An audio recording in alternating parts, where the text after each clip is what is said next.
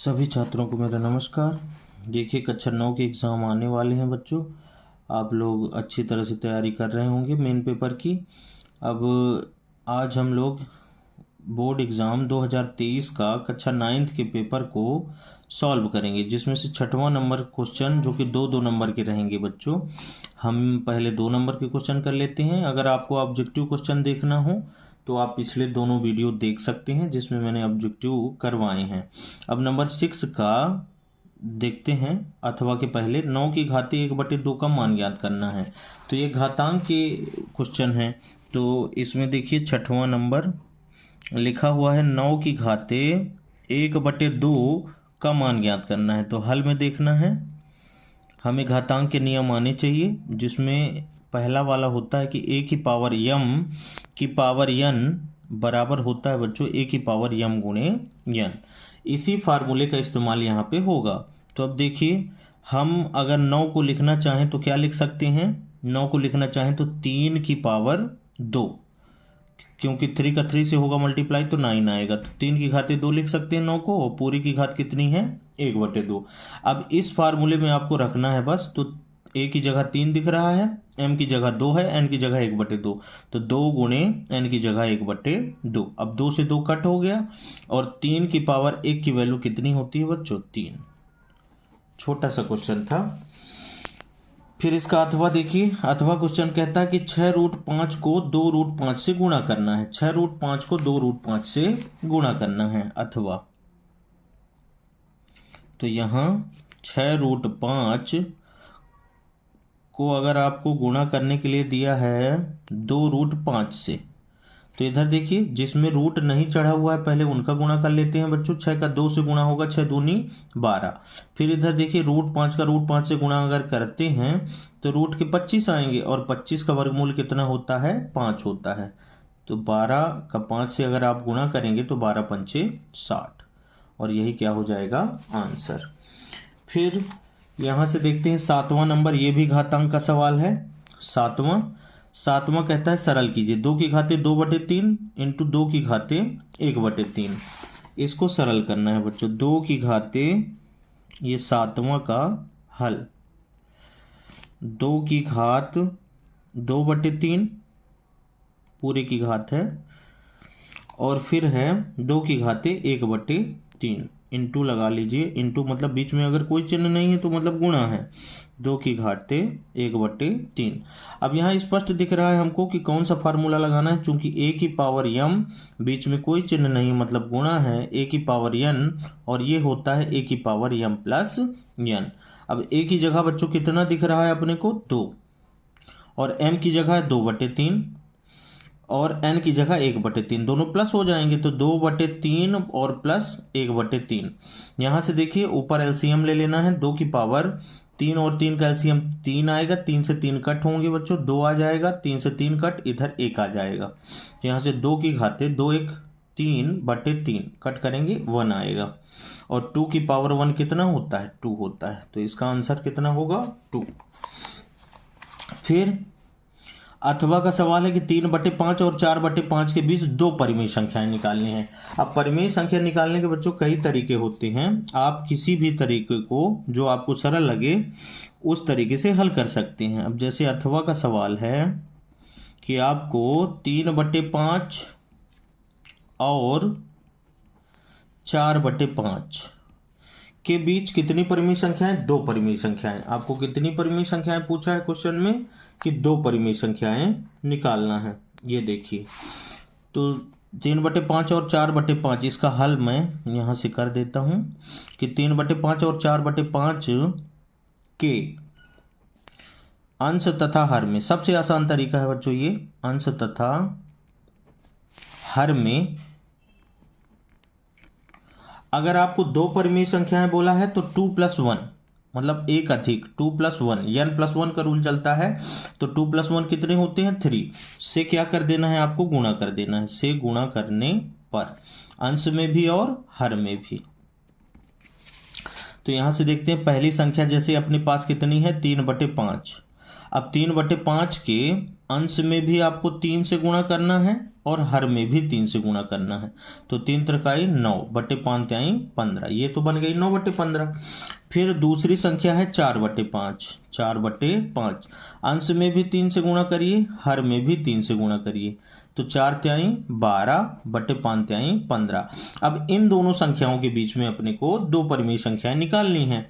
तो अब 9 बटे 15 तथा 12 बटे 15 के बीच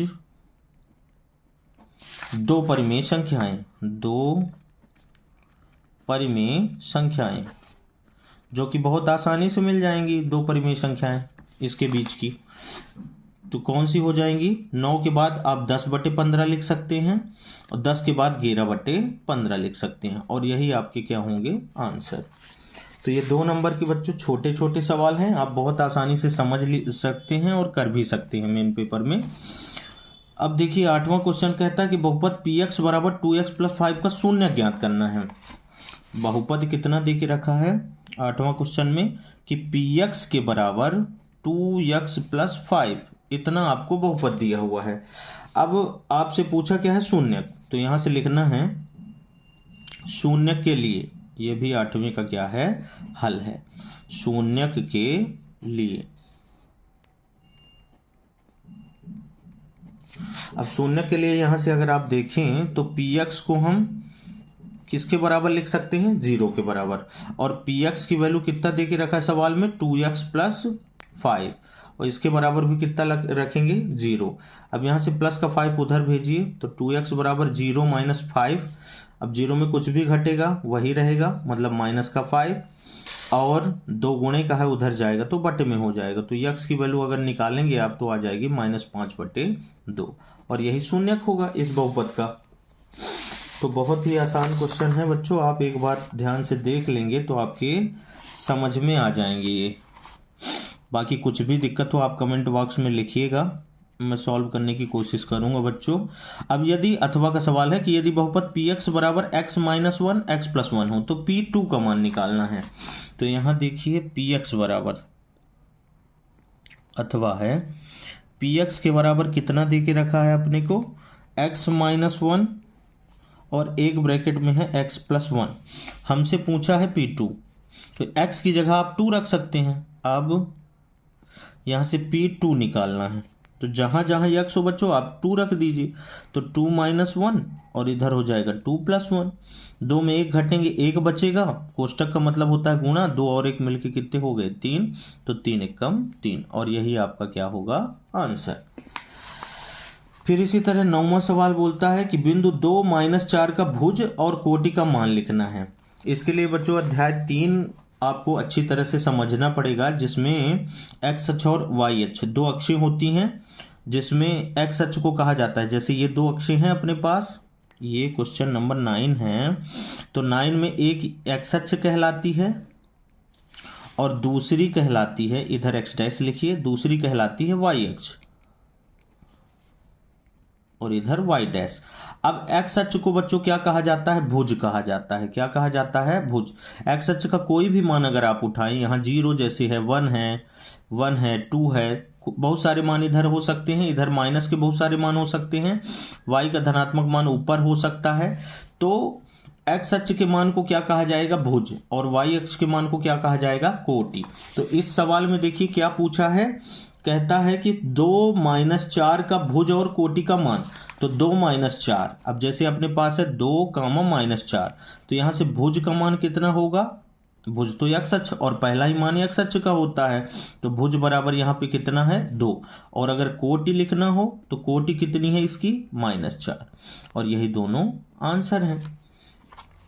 फिर अब इसी में पूछा हुआ है जैसे अथवा सवाल में कि बिंदु -2 4 और 1 2 किस चतुर्थांश में स्थित है।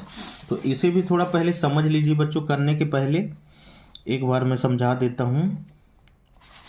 जैसे अपने पास दो अक्षें हो गई, हाँ तो बच्चों ये x अक्ष हो गई और ये हो गई y अक्ष।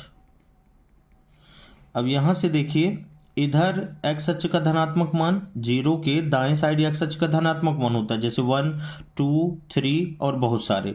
इधर -1 -2 और -3। इसी तरह +1 +2 ये वाई अक्ष के ऊपर की ओर मान होंगे धनात्मक और नीचे की ओर होंगे बच्चों माइनस के, -1 -2 -3। अब आपको ये बताना है कि -2 4 और 1 2 किस चतुर्थांश में स्थित है, तो -2 4। अब देखिए एक्स अक्ष का ऋणात्मक मान ये कहलाया और यहाँ पे मान लीजिए y का मान 4 है, तो -2 इधर से आएगा और 4 इधर से आएगा, तो ये दोनों जहाँ पे मिलेंगे तो ये पॉइंट बनेगा -2 4। और ये कौन सा चतुर्थांश है, ये कहलाता है प्रथम चतुर्थांश, ये कहलाता है द्वितीय, और ये है तृतीय, और ये कहलाएगा चतुर्थ चतुर्थांश। तो यहां से देखिए -2 4, अब ये किस चतुर्थांश में कहलाएगा, द्वितीय चतुर्थांश में। तो आपका -2, 4 किस चतुर्थांश में होगा बच्चों, द्वितीय चतुर्थांश में, द्वितीय चतुर्थांश। ये -2 4 कौन सा मान हुआ, किस चतुर्थांश का, द्वितीय का। फिर दूसरा मान है 1 2, 1 और 2। अब देखिए दोनों धनात्मक मान है, एक्स अक्ष का मान भी धनात्मक, वाई अक्ष का भी मान धनात्मक, तो ये किस चतुर्थांश में आता है, प्रथम। तो यहाँ लिखना पड़ेगा प्रथम चतुर्थांश। कौन सा चतुर्थांश, प्रथम चतुर्थांश। यही आपके आंसर होंगे इस सवाल के। अब क्वेश्चन नंबर 10 है, देख लेते हैं क्वेश्चन नंबर 10 क्या कहता है। बिंदुओं 1 3 तथा -2 -3 को ग्राफ पर आलेखित करना है। अब जैसे ये ग्राफ बना हुआ है आपका, इसमें दिखा देना है आपको मान 1 3 और -2 3। अब 1 जैसे एक्स अक्ष का धनात्मक मान 1 है तो 1 यहाँ से आएगा बच्चों और 3 इधर से, तो ये कहलाएगा 1 और 3। इसके लिए आप इस क्वेश्चन में पहले एक्स अक्ष वाई अक्ष कार्तीय तल में बना लीजिएगा। कार्तीय तल कहलाता है जो पेपर है जिसमें बना रहे हैं, ब्लैक बोर्ड है तो ब्लैक बोर्ड हुआ। अब -2 -3, अब देखिए -2 एक्स अक्ष का ये मान हुआ, -3 ये हुआ, ये दोनों यहाँ आएंगे तो यहाँ पे मिलेंगे -2 और -3, क्योंकि दोनों ऋणात्मक हैं और दोनों ऋणात्मक मान कहाँ होते हैं, तृतीय चतुर्थांश में। तो इस प्रकार से कुछ बच्चों करना है आपको इन सवालों को। निर्देशांक ज्यामिति की में सबसे पहले एक्स अक्ष, वाई अक्ष, सभी का चिन्ह, चतुर्थांश, ये सब आपको अच्छी तरह से पढ़ लेना है। अब दी गई आकृति के अनुसार देखना है, जैसे ये आकृति दी गई है, बिंदु डी के निर्देशांक लिखना है। अब डी बिंदु आपको यहाँ पे दिख रहा है, यहाँ देखिए 3 और यह इधर y का मान 1 है, तो इसके कितने निर्देशांक हो जाएंगे, 3, 1 हो जाएगा। फिर बिंदु F के निर्देशांक बोला है, तो बिंदु F कहाँ, यहाँ पर है। पहले x अक्ष का मान होगा बच्चों, फिर y अक्ष का। तो अब जैसे इधर से तो -3 के सामने है बिंदु F, तो ये y का मान हुआ, और इधर कितना है, इधर ये बीचों बीच जा रहा है बच्चों, मतलब इसका मान होगा 1.5 माइनस का, तो इसके निर्देशांक हो जाएंगे -1.5, 1.5 -3, इसके निर्देशांक ये होंगे। फिर 11वां क्वेश्चन है कि यदि बिंदु 3 4 समीकरण 3y = ax + 7 के आलेख पर स्थित हों तो a का मान ज्ञात करना है। यह भी बहुत आसान है, चलिए देख लेते हैं। जैसे 11वां सवाल हमको बोला है कि बिंदु दे के रखा है 3, 4 और दिया गया समीकरण कितना है, वह समीकरण 3y = ax + 7 दे के रखा है आपको। अब इन बिंदुओं को आपको x और y की जगह रख देना है। जैसे पहला मान x का होता है, दूसरा मान y का होता है, तो 3 गुणे y की वैल्यू कितनी है, 4 बराबर a गुणे x का मान कितना है, 3 और प्लस का 7। यहाँ से 3 चौको 12 हो गए, बराबर 3 का a से होगा गुणा बच्चों, 3a आएगा और प्लस का 7। अब धन का 7 आपको इधर लाना है, तो माइनस का 7 बन जाएगा, तो 12 - 7 बराबर कितना हुआ, 3a। अब यहाँ से 12 में 7 अगर आप निकालते हैं तो बचेंगे कितने, 5 बराबर 3a। अब 3 गुणे का इधर आएगा, बट्टे का हो जाएगा, तो 5/3 बराबर a। तो a की वैल्यू यहाँ से कितनी मिल गई, या करके a बराबर आप लिख सकते हैं 5/3, और यही आपका क्या होगा, आंसर। यही पूछ ही रखा था बच्चों आपको इस सवाल में। अथवा में देखते हैं, कहता है कि रैखिक समीकरण -2x + 3y = 6 को ax plus B Y plus C बराबर 0 के रूप में व्यक्त कीजिए और ए बी तथा सी के मान बताना है। तो इस क्वेश्चन को भी यहाँ देख लेते हैं, छोटा सा है। जैसे दिया हुआ है समीकरण, ये अथवा का हल है 11वां का। तो -2x प्लस 3y और बराबर में कितना लिखा है 6। अब आपको लिखना है कि इस समीकरण को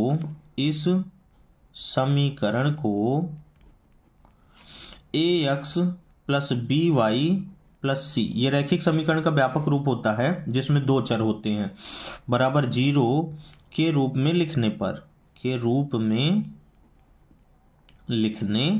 पर अब जब आप इस रूप में लिखेंगे तो देखिएगा a की जगह कितना दिख रहा है -2x, ये पूरा लिख दीजिए, plus b 3y plus c, देखिए यहाँ पे बराबर के उधर 6 रखा है, इसे आप -6 बराबर 0 लिख सकते हैं। अब ये वाला समीकरण इस समीकरण के रूप का हो गया है। अब a b c के मान लिखना है। तो अब a के बराबर यहाँ देखिए, अगर तुलना करें, कंपेयर करें इन समीकरण की, तो a की जगह पे कितना है -2 चिन्ह के सहित। b के बराबर कितना है, b की जगह पे 3 लिखा हुआ है, और c की जगह पे देखिए चिन्ह सहित आपको बताना है c की वैल्यू कितनी है -6, और यही क्या हो जाएंगे आंसर। तो कुछ इस प्रकार से क्वेश्चन ज्ञात करना है, आपको हल करना है।